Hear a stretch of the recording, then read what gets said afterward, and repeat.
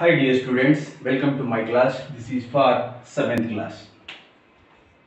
This is for 7th class and the chapter is acid, base and salts. In the last video we were discussed about effect of indicators on some chemical compounds. Effect of some chemicals. Okay. So in this class I am going to discussing a very interesting concept, that is acid rain. Okay. Acid rain. So we know rain, but what is this acid rain? That means this rain contains excess of acid. That if you observe at the time of raining time, so that rainwater will convert into acid. That means it is a corrosive. It is a corrosive in nature and irritating and harmful to our skin and plants and so many living organisms. So how this acid rain occurs? How this acid rain occurs?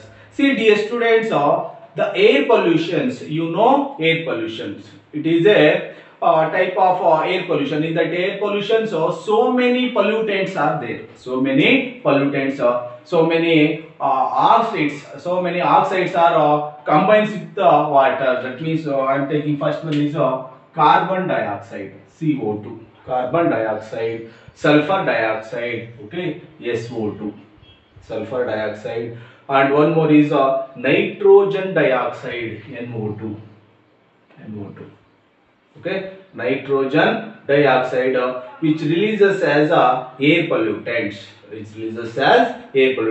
where these releases from the automobiles, or if you burn anything, so this will this is N2O, this is N2O. Okay, so carbon dioxide, sulfur dioxide and N2O are the some chemical substances which is responsible for the acid rain. Okay, which is responsible for the acid rains. When these acids, when these gases reacts with water, when this reacts with rainwater or raindrops to form carbonic acid, carbonic acid, sulfuric acid, sulfuric acid and nitric acid, nitric acid.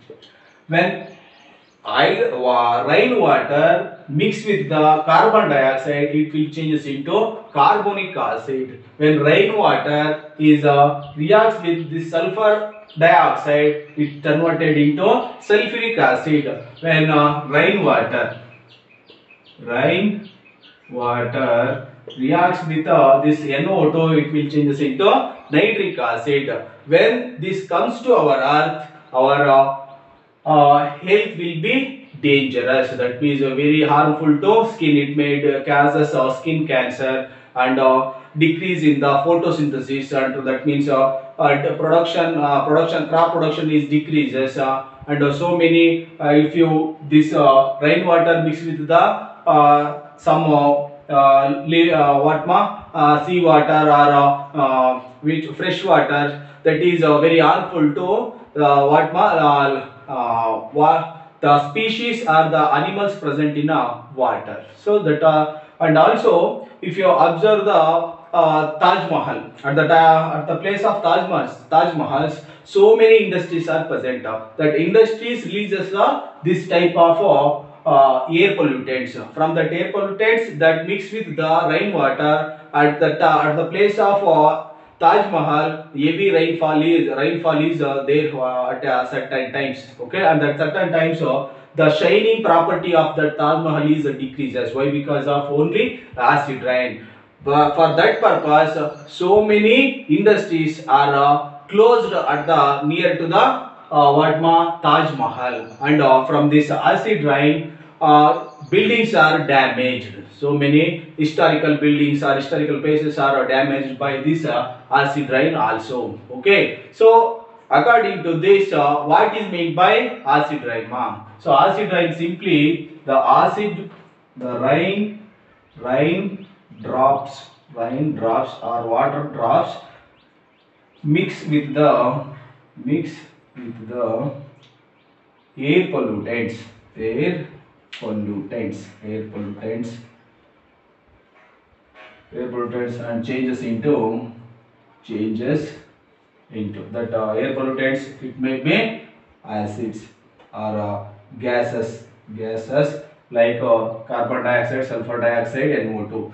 So air pollutants changes into changes into acid. This raindrops mix with the air pollutants changes into acid. That means acid plus water. Acid plus water.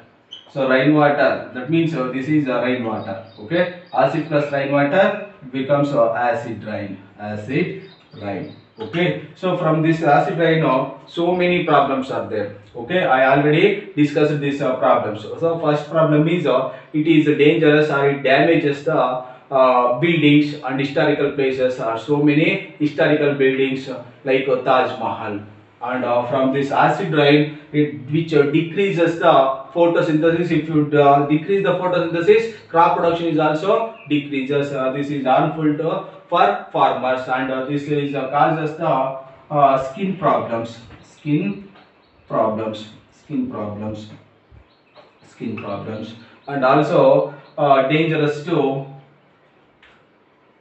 dangerous to water life, water or water living organisms. Okay, these are some effects of acid rain. Acid rain is responsible for from the this carbon dioxide, sulfur dioxide, and NO2. So these are the responsible factors, responsible factors factors for acid rain.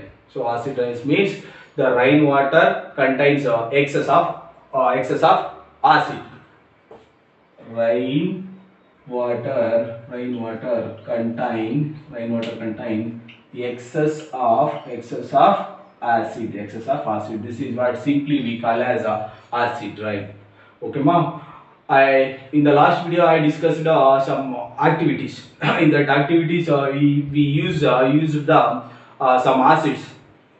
Carefully handle that acids. Why? Because these acids are corrosive in nature and irritating and also harmful to our skin. Okay, so that's why you have to use carefully, or in the presence of teachers or in the presence of elders you can perform the activities. Okay, in the next video I will discuss the very interesting concept that is neutralization. Okay, ma. So be prepared for the neutralizations. So neutralization means I give a short trick, that is acid plus base, acid plus base.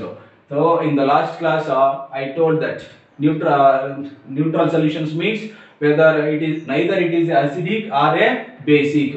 It doesn't contains any ions. That type of solutions we call as neutral solutions. That we study the neutralization. When you get the neutralization, so acid reacts with the bases, you get neutral solutions. When acid reacts with the bases, it produces salt and water. This is the general representation of neutralization reactions. Okay, for this we have to take some acids and bases and indicators. That indicators is a naphthalene indicator. Phenolphthalein. That means this is a not artificial or man-made indicator. Okay, man-made indicator. That man-made indicator is phenolphthalein. Okay, I write right here.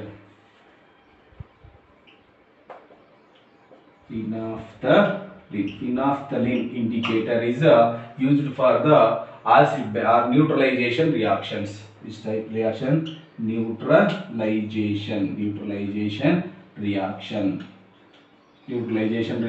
For this neutralization reaction, we use the naphthalene indicator, which is a artificial indicator. From this acids turn to blue litmus paper and bases turns to red litmus paper into blue. This is known from the last videos.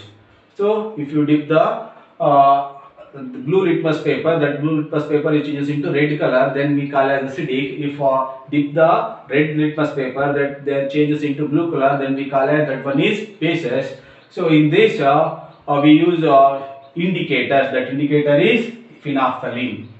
So from this phenolphthalein we can easily find out the neutral solutions. Okay, that indicator name is phenolphthalein. You have to remember phenolphthalein. In the presence of our teachers or your elders, you can perform the activity. Okay. In the next class we will deeply discuss the neutralization reaction or neutralization. Okay, ma. Thank you.